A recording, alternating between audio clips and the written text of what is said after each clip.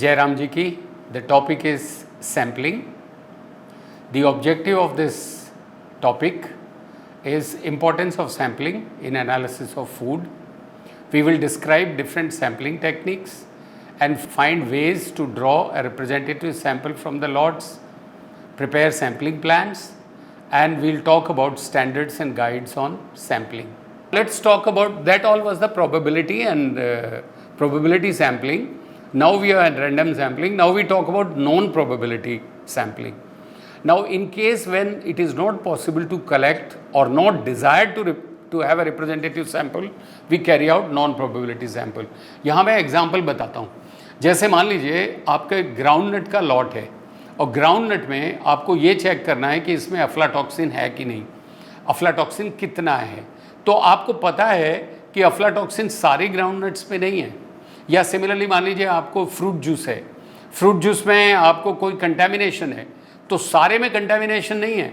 वो हमको ये पता लगाना है कि कंटेमिनेशन कौन से एरिया में है. तो ये कौन पता लगाएगा? ये पता लगाएगा sample collector.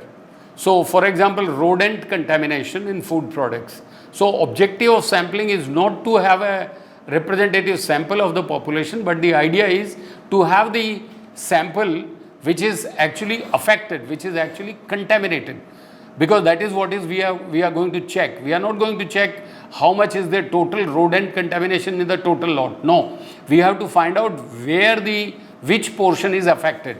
As we have already seen, the aflatoxin is not there on all the groundnuts. It will be on certain groundnuts. We have seen that the grapes, pesticide is not there on all the grapes. So in such cases, we carry out, the sample collector will decide, will judge, rather than statistical considerations like we have in the probability sampling. So which sample is to be selected is up to the collector. The type of sampling is done in many ways, but in each case the probability of including any specific portion, कौन सा portion sample करना है, it is not equal, it is not like random sampling, because the investigator, the collector of the sample, he will select कि कौन सा sample लेना है.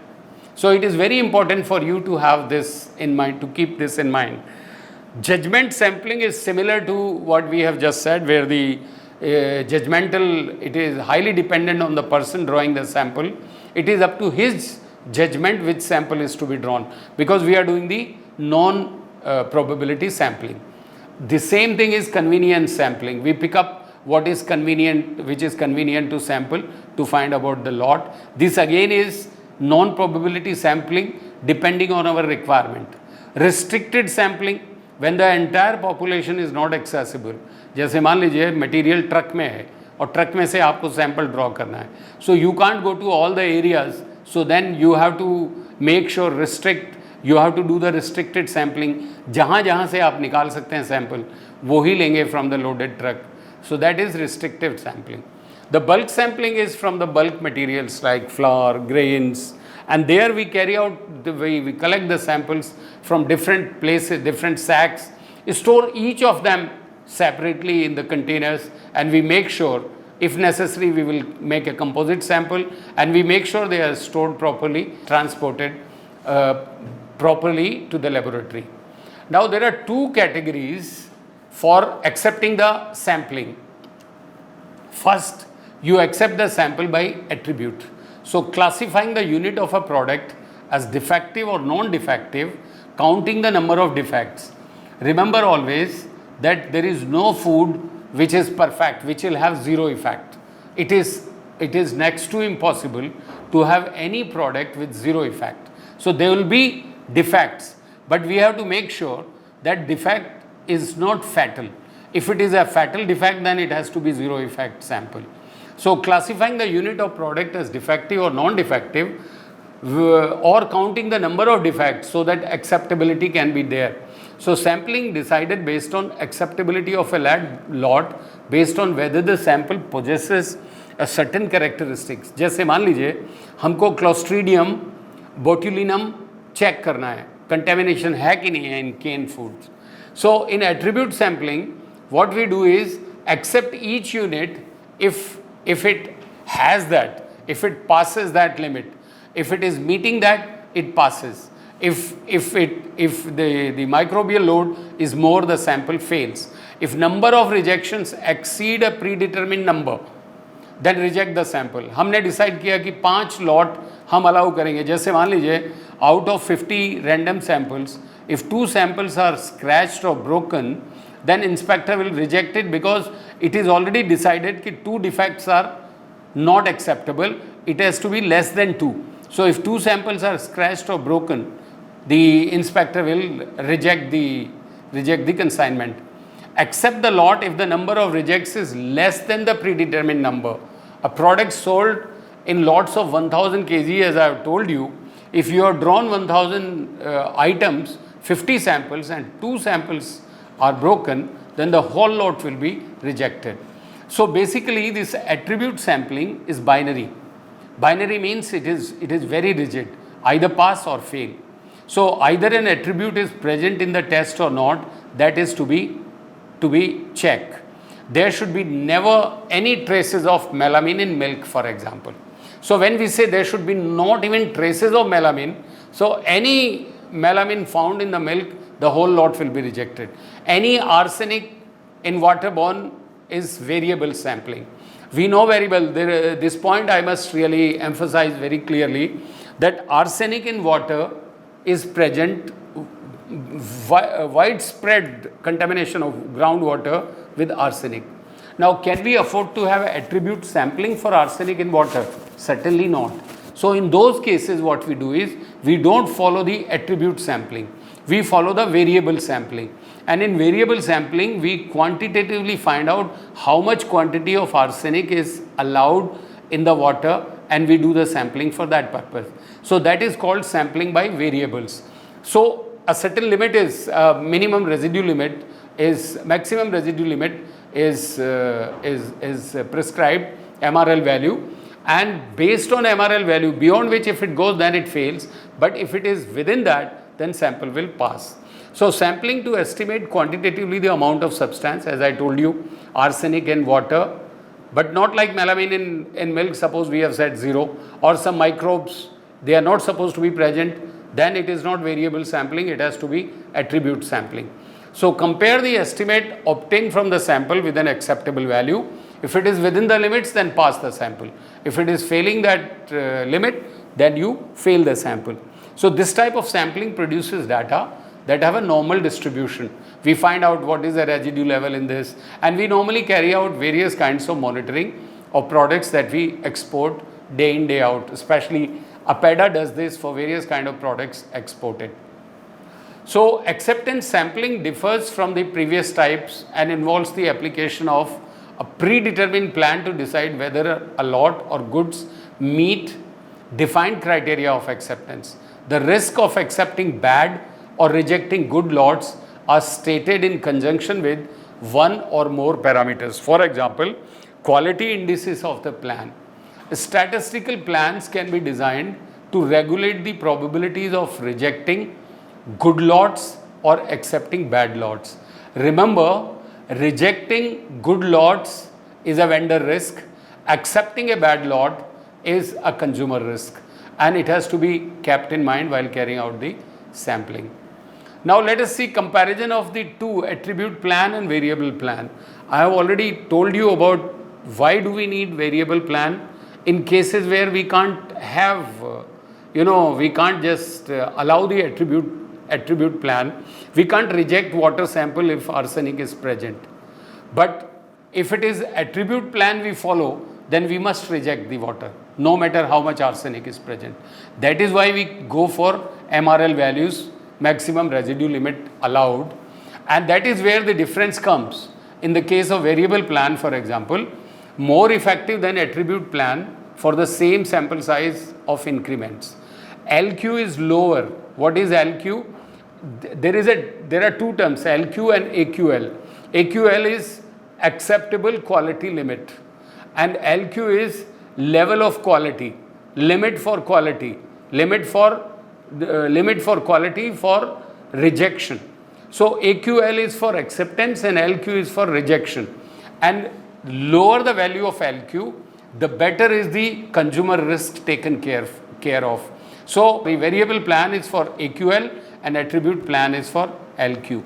They cannot be used in all cases because to validate the calculation formula, the mathematical law of distribution of inspected variable must necessarily follow or approximately follow a normal law.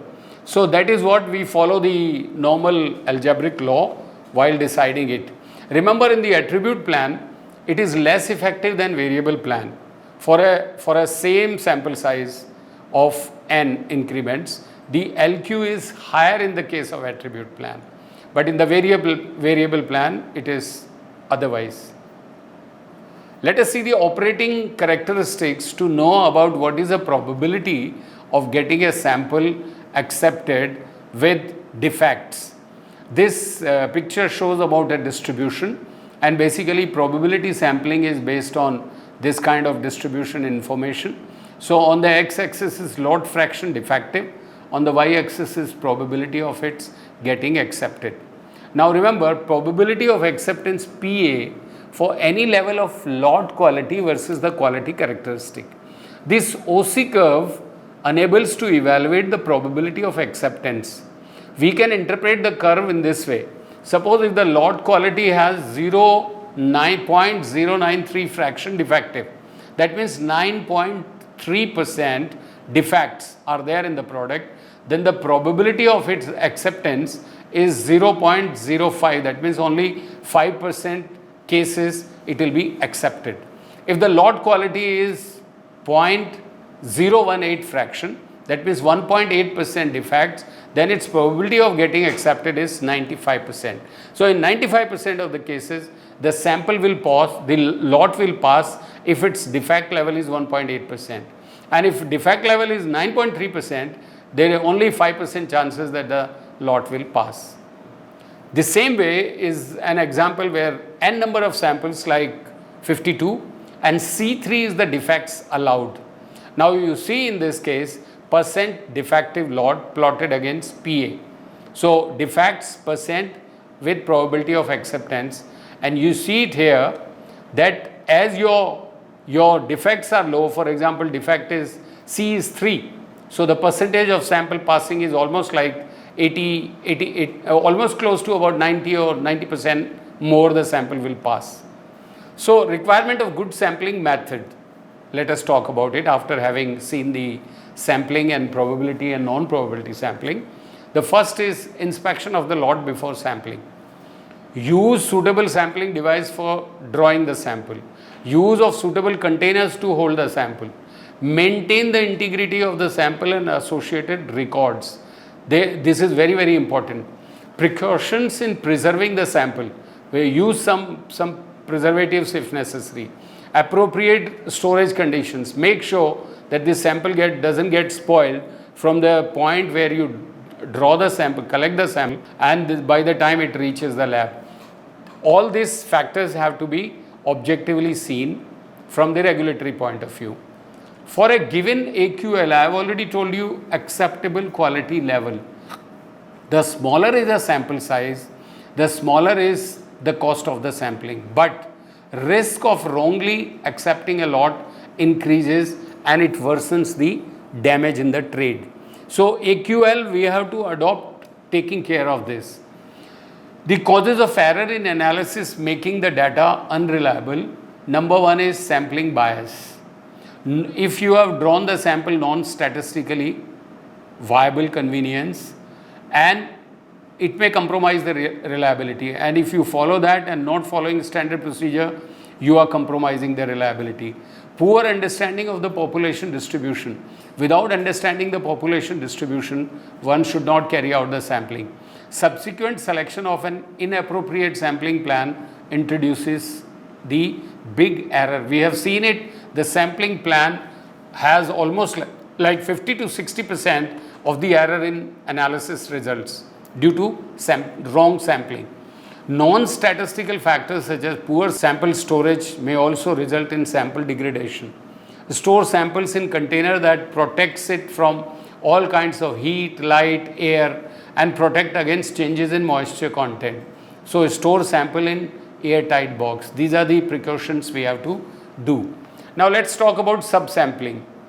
So if the test portion analyzed does not represent the lot or population, in that case, even the best analysis could give misleading information.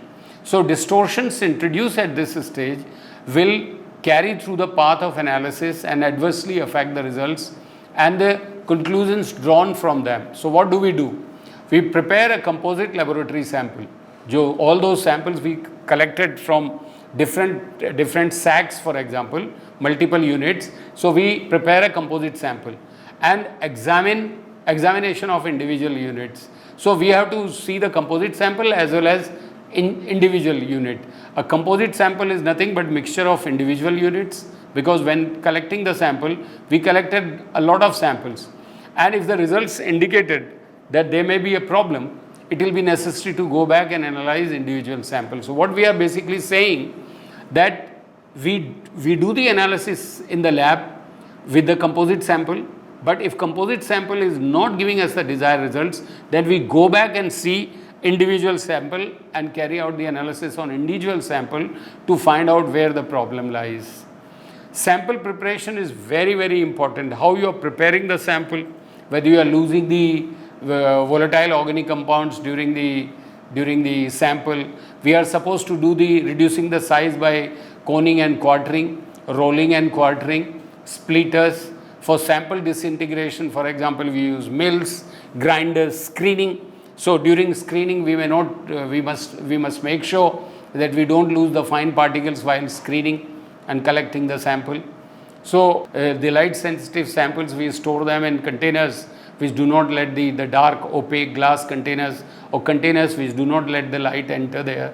Store oxygen sensitive samples under nitrogen condition. Preservatives, we have already talked about it. And for official or legal samples, container must be tamper proof and it must be sealed properly. So the official samples must be sealed properly, and they must be in duplicate. They must be chain of custody identified clearly, and the sample must be collected in duplicate, so that one control sample is there at the agency which is asking you to carry out the sample for official and legal point of view. Now let us see a layout of an agriculture product. What kind of things you should cover? You should cover short but appropriate index identification, title of sampling. Introduction, describe the purpose of the plan. Scope, for which this is what this plan covers, what? Describing the breadth of coverage. Field of application, products to be covered, where sampling will be done. Reference, documents the validity of the plan with reference to other requirements. Definitions we must mention, specify terms associated with particular metrics, because if the definition of terms used is not there, properly understood by the person, the stakeholders involved, it may lead to problems. Principle, a statistical basis of method of sampling, it must be specified. This is the layout for a standard method of sampling for any lot. This is as per the standard, the given standard. Administrative arrangements has to be taken care of. The person who is going to go for sampling must be authorized. Representation of parties concerned. There must be an agreement between the one who is carrying out the sample and the sampling, and the person whose lot has to be sampled. Health, safety and security precautions. Preparation of the sampling report. Identification and inspection of the lot prior to sampling. Sampling equipment and ambient condition. Sample containers, sampling procedure, sampling size, taking the sample, preparation of bulk samples, selection of samples, pre-packaged products, all that has to be the part of the layout. Packing, sealing and marking of samples in same containers, for example, filling and sealing sample containers, labeling it properly, packing sample for storage or transportation, precautions during storage and transportation of sample, sampling report, then administrative details of unit packs or enclosure containing the lot, material samples, marking and sealing of the samples, and all the annexures necessary for this. So all that we have to really make sure when we are going for a sampling. That was a layout. Now let's see the guideline for sampling of microbiology. This is very important. The microbes or group of microbes of concern or of interest. So first, number of samples to be tested. We must decide how many samples we are going to test. Testing method, which method we will use. Microbiological units, M, small m and large m. Now the small m, less than small m means acceptable. What is the population, what is the concentration of microbes, what is the microbial load, if it is less than m, acceptable. Then there is marginally acceptable. That means more than m but less than capital M. Capital M is dangerous. As I have already told you, if it is a very hazardous, if the attribute is creating hazards which can be fatal, like if certain microbes, if their presence is not allowed at all, can be fatal, that is what is representing capital M. So if it is more than small m but less than capital M, it is marginally acceptable. But if any sample is having a colony microbial load which is more than capital M, then the whole lot is rejected. So number of samples which fall into each category of microbial limit, acceptable, marginal and unacceptable, is the guideline that we follow. Standard for sampling, we have IS standard 2500-2000, and that is nothing but adopted from ISO 2859. I think all of you we must really refer to it. We must really remember AQL and LQ concept there. This is about coning and quartering. I was just mentioning to you that how from a large heap you take out and draw the sample. With these words, I say thank you very much for the time that you have given for this part of sampling. Jai Ram Ji ki.